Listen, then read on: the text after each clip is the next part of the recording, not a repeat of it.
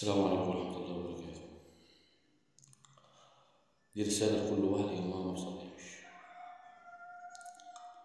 انت ما بتصليش ليه؟ ايه اللي منعك عن الصلاة؟ ايه اللي منعك عن الصلاة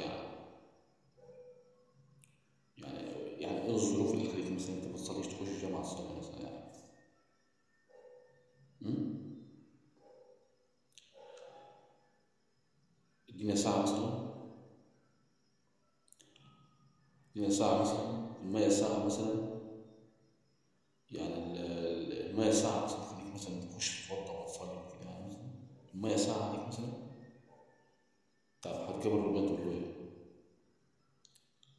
المية كانت ساعة مثلا وما قدرتش اخش اصلي عشان المية ساعة، ولا تقول له كنت مكسل مثلا كده.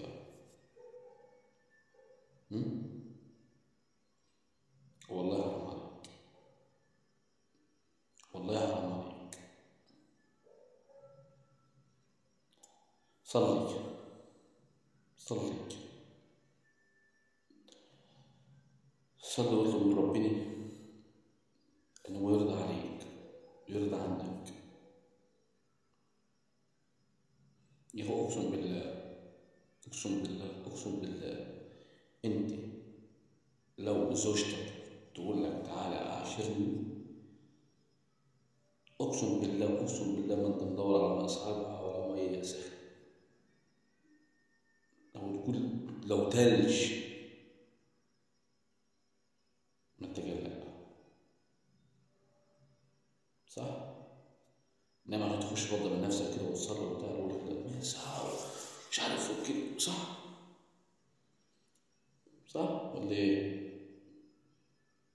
كلام مساعد، صح؟ كلام انا مساعد.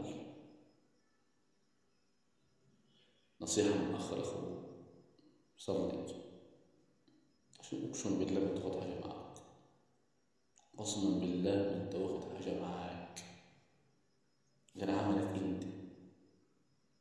انت بس.